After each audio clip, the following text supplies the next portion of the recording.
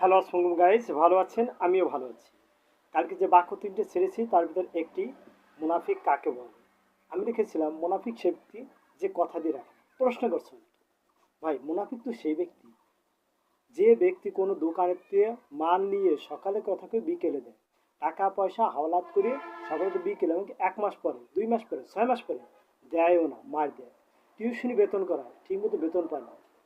ধার দেনা যাই বলেন, কথাবার্তা 2 নম্বরে যে কালকে আপনার করে কাজ করে দেবো, এই ধরনের যত ছল চাতুরি কথাবার্তা আছে এগুলো সবই মুনাফিকি কাজ বাজ।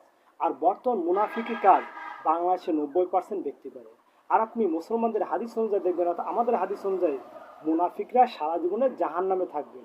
আর আজকে মুনাফিকদের জন্যই বাংলাদেশে অত্যাচার হচ্ছে, মানুষ নির্যাতিত হচ্ছে, গরিব শোষিত হচ্ছে। তাই আসুন আমরা মুনাফিক থেকে সরে এসে আমরা মহানবী সাল্লাহ সাল্লামের পথ অনুসরণ করি, এতে আল্লাহ খুশি হবে এবং এই বিশ্বটা বেজার হবে। আল্লাহ হাফেজ, দেখা হবে পরবর্তী ভিডিওতে।